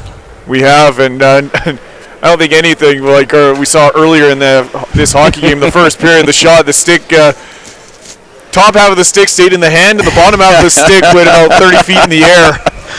Yeah, you see that about once or twice a year, and it's always noticeable for sure and always memorable. Swanson is going to try to receive a pass from Blacha. Blacha didn't see him, and well done. Excellent job by Quinn Patterson to read that play, risk it one-on-one, but get the result he wanted. 8 seconds left on the 2-man disadvantage for the Okanagan Rockets. One shot on the power play, but none on that 5-on-3, so good job by Okanagan bottlenecking out that outside. Kenyon and Swanson. Kenyon against 2 white shirts, trying to find the open man. That man will get knocked down is Swanson, but that gives him a chance to reset. Shot instead. That one, nice save off the pad, and Monteith has something to argue about to the referee about. I think the referee was checking to make sure that Monteith was okay, and Monteith said, yeah, I'm good, keep playing. Swanson and Kenyon can't make the connection, and it's a 3-on-2 shorthanded. Quick shot, nice save, well done for Riley Sharoon. And these goaltenders aren't giving up a lot of centimeters, Chris, it's going to be hard to find any sort of hole to put one by them. 2-1, Lloydminster leads. 9:15 remaining in a very entertaining game, despite its whoa! Oh, we got a lot of physicality. We had skate blades into the gut of Connor Elliott. And that could have been, wow. I think Elliott then afterwards fell down, took kind of pounced on top of the Lloydminster players. Looks like Witzel. Kicking at him. Yeah, I have never seen that. I don't know if Witzel was intentionally kicking anybody, but I guess the referee felt no, but Elliott just would not let up on him, despite the fact that the puck was 100 feet in the other direction. And needless to say, Brody Witzel got pretty lucky there, and Connor Elliott not complaining of any slashes to his gut. So I guess probably the safest possible result from that crazy situation. That one knocked off Fergus's stick. Kind of bizarre. I was actually expecting maybe offsetting minor penalties there, Dave. Yes, so was I. Elliott definitely was going to get one for roughing, but I was expecting the Bobcats player to get one as well, as he just like straight up soccer kick from his back right into Elliott's chest. I've never seen that before, and I hope I never see it again. As I said, not at all any issues medically, injury-wise, but too scary not to take. It would be too scary to risk that again in the future. The fact that he went down that way and landed that way with his legs straight up in the air was unusual enough. Cabana cannot hold it in for the offensive blue line attack. Dugan will double back as Queering has been successful along with his teammates in killing the first minute of this power play against, and that one's sent through by Queering once again. So we've had some unusual moments. We had that delay of game from the bench. We had that moment there, but pretty well a clean game, and certainly one to look back on favorably in the memory bank. That one's sent all the way around. Weir wants to clear the zone, and he will. Queering on the near side. Great muck out. Well done against Wilkinson. Almost found Funk. Funk's been pretty quiet today. They've been feeding him constantly. He just hasn't had a lot of puck luck. Moser throws the hit but ends up going down himself. And the Lloydminster Bobcats cheer that from the bench area. 13 seconds on the power play for Lloyd. That one deflecting off the glove. Still in play. Queering. Can't clear it. Now it could be a 2-on-2 situation. They'll feed the deep man. Quick snapshot, no luck for Braden Cook. They had options with Isaac Waters, but I think they made the right choice. And then a rebound off the shoulder. Third try. 3 great shots, 3 great saves. And the penalty is expired. Bobcats over 6 on the power play, 6 shots on goal. Have 1 shot per power play, Dave. Average or literally how it's gone? Literally how it's gone, actually. Oh, neat. That's cool. And the fun continues. Again, it's Moser. Moser talking to Isaac Waters. Although the referee seems to be pointing to somebody else. Possibly. Maybe a couple of penalties offsetting. Yeah, Moser and Waters. Black 4 minutes head contact, and Moser with the retaliation for the 2. So that means a +2 for the Okanagan Rockets.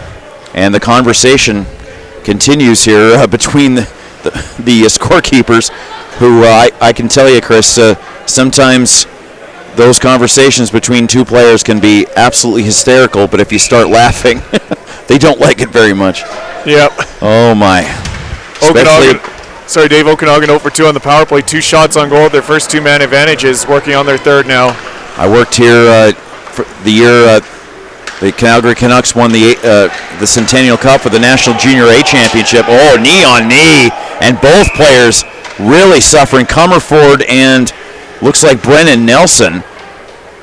Really unintentional, but both of them kind of caught looking the other way and running into each other. And hopefully both stingers for both of them. Yeah, exactly, yeah. Nelson kind of hobbling off. Comerford looks like he's got a little bit more weight on his leg as Nelson hops into the Okanagan bench and immediately going to be checked out by the trainer. I think you read that right. As I was saying, I was here for the Centennial Cup run for the Calgary Canucks, and still the same carpet 25 years later here in the press box. Remind you of anywhere else? Father David Bauer, still the same press box? Oh, that's true. I was going to say the eye in the sky at Stampede Park. There's that too, yes. But no, the conversations between those AJHL players after a fight or two were always hilarious, and like I said, I had to bite my tongue from laughing so much. Back and forth from the wing to the edge, inside the ringette line, trying to make something happen. That's Jugnoff. That one deflected to the far side post, to the right of Tristan Martin, who somehow finds it and holds it for a face-off. 5:54 and one on the big board, 1:15 remaining on the power play. But yeah, Lloyd 0 for 6 on the power play is not a strong number, but as you said, they're still leading 2-1. The conversation continues, and if you notice, there's a few kids actually right near the penalty box so they can hear this lovely conversation. And I'm sure it is all PG right down there for them. Oh, of course it is. I mean, these two teams won't see each other again until possibly the Pacific Championship. And right now, Okanagan certainly in first place in the 9-team BC League, the clear-cut favorites, but the Caribou Cougars, the defending champions, will certainly have something to say about that. Funk wants to make a move. 48 seconds remaining in order to accomplish that task with the man advantage. He'll trip over the bringette line and give up possession. That'll go to Shea Dugan, 24. Dugan gave up his man, and that led to a 2-on-1 inside. And that's why they call it the man advantage, Chris, was because they were able to isolate 2-on-1 down low. Patton wants to isolate again, trying to find the fifth man. That was Hicklin, and too much for him, but great job by querying. However, it'll bounce off, and look at the effort between both of these teams. Benton on the far side, looking for the far post. And again, as I said, that down low 2-on-1 position because the Lloyd player, Dugan, gave up his man. Wetzel and Weir, great effort by both of them, diving head first for that puck that bounced outside of the Lloydminster defensive zone. And Wenzel got the better of it, chopped it down the ice, and led to a shorthanded opportunity for the Bobcats. Don't tell these teams that there's nothing to play for. 2 tries, 2 big saves. Great response from the crowd, both for Blacha and Monteith, as the shot clock almost even, 25-24. Actually, 26-25. Lloyd takes the lead. Kravoshin tries to find a teammate. 4 black jerseys. He'll take that one away from Boyarski, who's been relatively quiet in this game compared to other games we've seen him in. Cabana up and down, and you never know. A little bounce on this tough ice could have gone the wrong way. So Bailey Monteith says, let's just have a face-off instead. 4:15 to go now in this hockey game. Final round-robin game here at the Max Bell Center, the Ken Bracco Arena. As the next time they'll have hockey here, it'll be for the quarterfinal, I guess listed quarterfinal number 1 here at 9 o'clock tomorrow morning. 9 and noon, and then the semis at 3 and 6. Nice little outside pass. Mills had to make Monteith think about it. Max Mills' first real good quality opportunity of the day. And in traffic, how do you goalies see with such little room? Like, especially when some of the jerseys are black. Like, that's incredible. It is difficult, especially if your defenseman's standing in the wrong position, but sometimes you're just kind of bobbing your head left and right and looking around the defenseman and looking for any kind of spot, and then make yourself as big as possible while you're looking for that puck. Comerford seemed no worse for wear for that knee-on-knee. Not really sure about the Okotoks player that was involved in that. And we'll see if we can find out more about that, but I think they are a man short on the bench. Going down for it is Riley Sharoon, number 10. He'll go on the outside. Inside, not a bad opportunity for Kovacevic, number 17. Along with Nelson in the middle of all that, along with Sharoon. And Weir We'll let that roll back. Now, 3.5 minutes. You can lose by 1 or lose by 100, but a tie would certainly be something to build off of for Sharoon and the Okanagan Rockets. If they can escape with a tie, I think they'd be satisfied. We've seen lots of last minute, second minute, last minute, and last 10 seconds game-winning goals and game-tying goals. We've seen penalty shots called with 27 seconds left. That one across, no luck. Patton got taken down. And we reset off the bank bounce. D'Souza, 2:44 to go. Goalie still in the net. Still plenty of time for a 5-on-5 play. And that one got away from Connor Elliott, but they maintained the zone. Queering on the short side, no luck for him. He tried to go cross ice even for another pass. Thought that was a better opportunity. Maybe would shoot next time. But again, they maintained the pressure, and Lloyd willing to play this like a PK. Backhanded, walking right in! And the defender just puts it into Tristan Martin's glove. But man, oh man. Caden Cabana and this entire Lloydminster 5 players on the ice, they were exhausted, and that shot went off Cabana's skate right back to his goaltender, and the Cabana falls down on top of his goaltender and says, got it, hang on. I'm going to hold on to you as well. That was crazy. Yeah, like you said, they were just dead tired, which allowed the opportunity 5-on-5 to just skate around like they were pylons and drive the net. A little bit of equipment issues for Martin.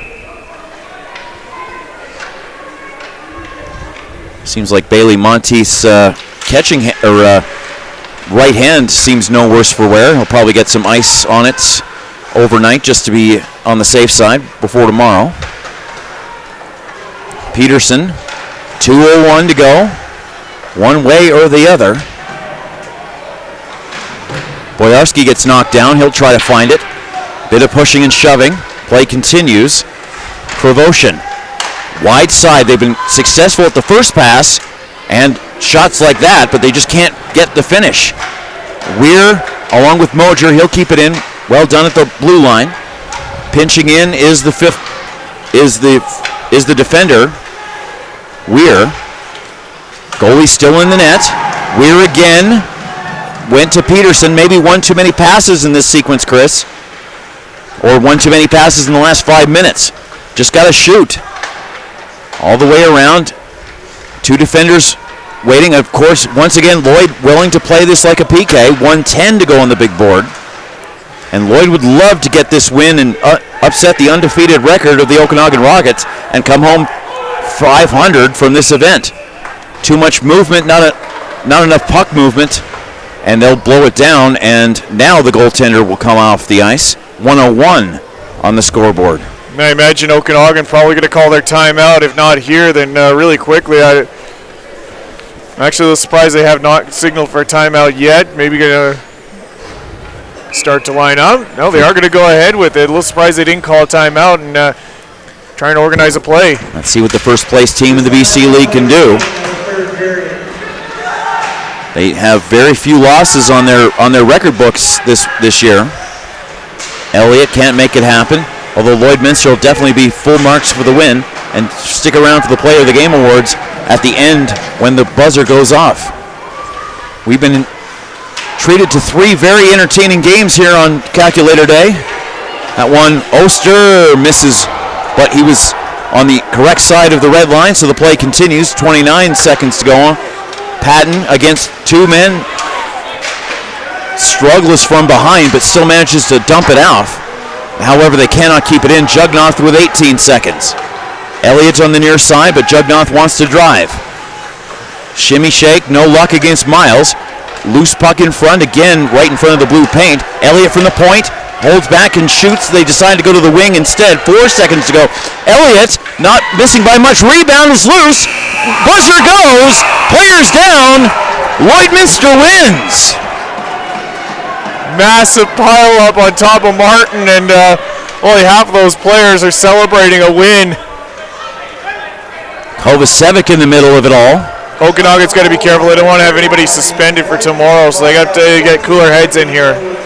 Any 10s now would result in game suspensions for tomorrow, but everybody's going to take it. Funk is waving Lloydminster goodbye because they'll be on the bus first thing tomorrow morning.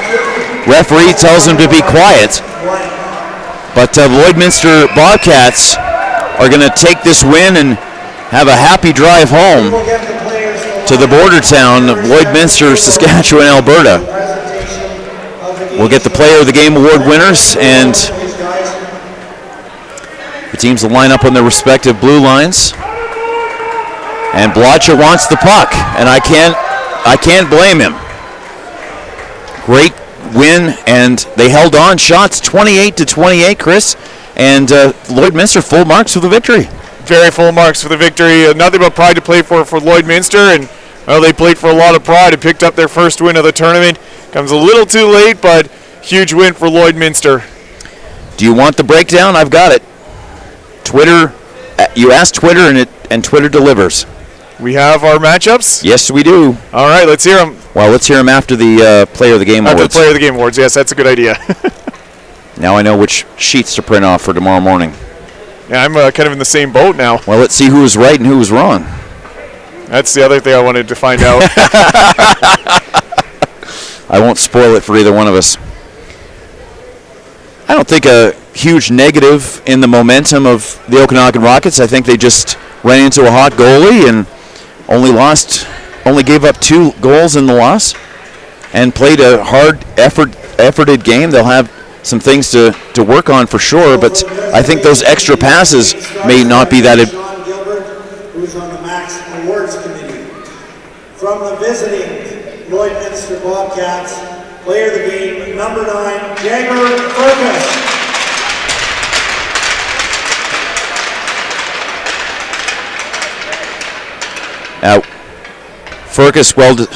Fergus well deserving for that for sure, no question. I thought his first half of the game was excellent. And from the home team, number 9, Teague Patton. Teague Patton. And Teague Patton. All right, for you Rockets fans, let's tell you exactly where and when. And let's break it down right now. The 9 o'clock quarterfinal games. Not sure which arena, but you'll be able to find the stream with one way or the other. Saskatoon Blazers play the Prince Albert Mintos. The Chicago Mission will play the Moose Jaw Warriors. So 3-0-1 against 4-0. The noon games, the Okanagan Rockets against the Caribou Cougars. Some BC versus BC action. That should be fantastic. And the Calgary Buffaloes against the Saskatoon Contacts. Wow, Dave, neither one of us were even close. Not even close. PA Blazers, Mission Warriors at 9, Rockets Cougars, Buffs Contacts at 12. The 2 9 o'clocks play in semifinal number 1. The 2 12 o'clocks play in semifinal number 2. And this is an interesting bracket, Chris. The 2 Saskatoon teams on opposite sides. Wouldn't that be a heck of a final? That would be. Saddle Dome. But PA versus the other Saskatoon team, the Blazers, so some Saskatchewan familiarity. Chicago plays Moose Jaw. That should be an amazing game. 4-0 against 3-0-1. So we had them ranked first and second in our unofficial rankings. But the committee has to follow a very specific set of rules. Okanagan versus Caribou, and the Buffaloes against the Contacts. So the Buffaloes will be here at noon and 6, if necessary, in front of the local audience. So the local team would have the primetime semifinal, but the Saskatoon Contacts are definitely going to be a tough out. Yeah, they definitely will be. It's be kind of interesting. Caribou Cougars, Okanagan.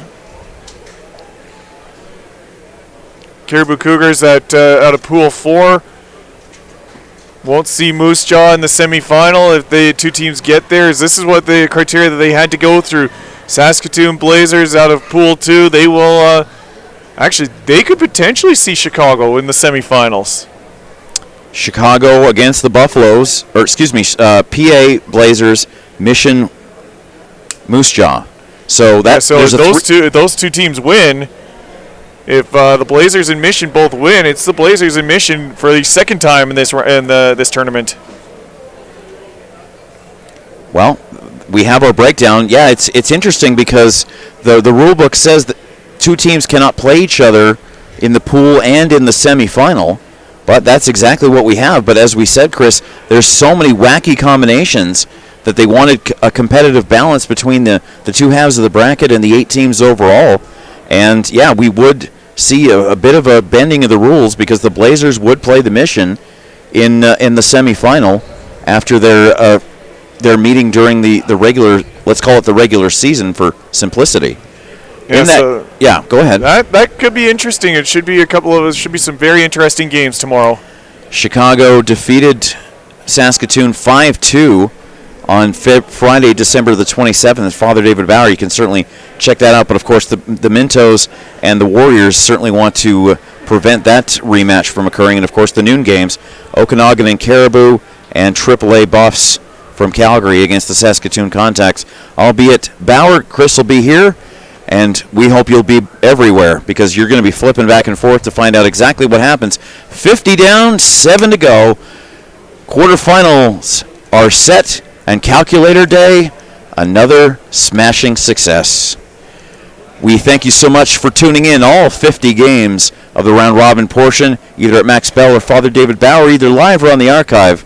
And we say goodbye until tomorrow morning. This is the Max Tournament's 42nd annual edition, as always, brought to you by Circle K Convenience Stores. Have a great Monday night. We'll see you tomorrow.